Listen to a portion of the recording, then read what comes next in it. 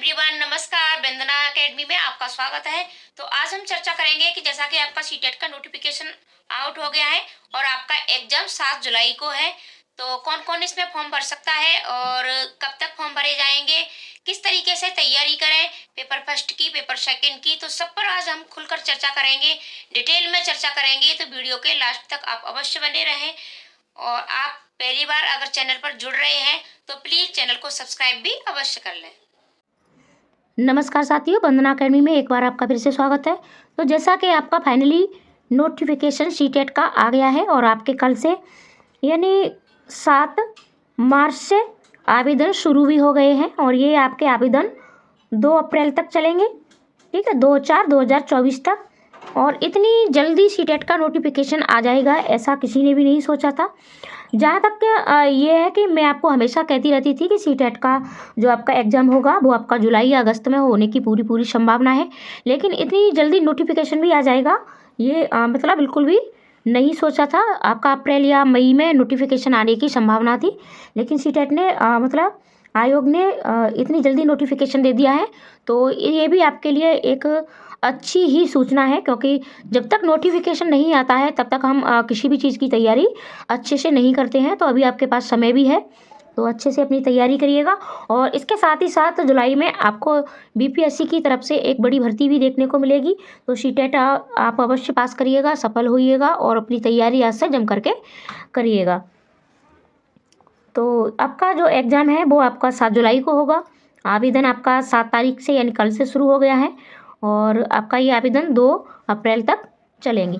और सबसे बड़ी खबर आपको यानी सबसे बड़ी खुशखबरी यही है कि आपका ये एग्ज़ाम है तो इस बार भी आपका ये एग्ज़ाम यानी ऑफलाइन ही होगा, ऑनलाइन मोड पर नहीं होगा। बहुत से बच्चे ऑनलाइन मोड से क्या है कि घबराहट होती है। वैसे ऑनलाइन मोड एक बेहतर है, वहाँ आप ऑप्शनों को बदल सकते हो और आपको अपनी मतलब डिटेल भरने में यानी रोल नंबर वगैरह ये सारी चीज़ें भरने में जो टाइम मतलब ख़राब हो जाता है वो भी नहीं होता है। लेकिन फिर भी मतलब ये आपका एग्ज़ाम मोड में ही होगा। अब बात करते हैं कि आपका पेपर फर्स्ट में आपको क्या क्या पढ़ना है और सेकंड में क्या क्या पढ़ना है, यानी जो पहली बार बच्चे सीटेट का एग्ज़ाम देंगे तो उनके बारे में ये सारी जानकारी है। तो पेपर फर्स्ट यानी बीटीसी वाले, डीएलएड वाले जो भी लोग हैं वो पेपर फर्स्ट की तैयारी करेंगे और बीएड वाले पहले दोनों पेपरों के लिए अप्लाई करते थे, लेकिन अब मात्र वो पेपर सेकंड के लिए ही अप्लाई कर पाएंगे। दोनों ही पेपरों में आपके सीडीपी पूछी जाती है।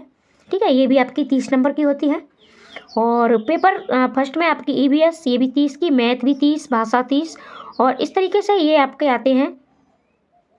150 नंबर का आपका प्रश्न पत्र आता है और 150 मिनट, ठीक है, 150 मिनट भी आपको मिलती है, यानी प्रत्येक एक प्रश्न के लिए आपको 1 मिनट का टाइम मिलता है।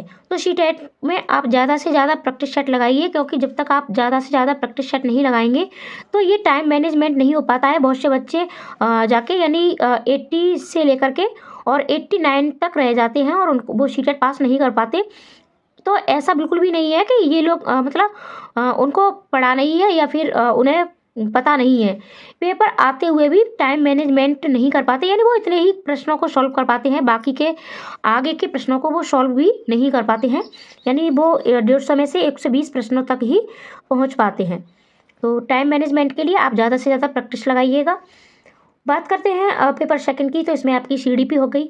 फिर इसके बाद आपके 60 नंबर या तो आप एसएसटी, ठीक है, या फिर मैथ साइंस जो भी आप लेंगे तो ये आपका 60 नंबर का आएगा। और भाषा फर्स्ट आपकी 30 नंबर की और भाषा सेकंड भी 30 नंबर की। अब एक बात मैं आपको बता दूं कि अगर आप भाषा का मतलब भाषा सेकंड का चुनाव किस तरीके से करें।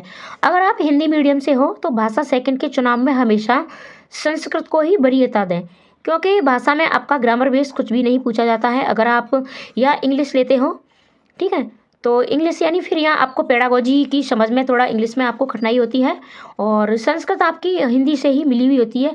आप एक ही भाषा का चुनाव दोनों में नहीं कर सकते हो। आपको हिंदी या संस्कृत, हिंदी या इंग्लिश या उर्दू या फिर आपकी जो भी जिस स्टेट से हो आप उस हिसाब से आपको दूसरी लैंग्वेज लेनी पड़ती है।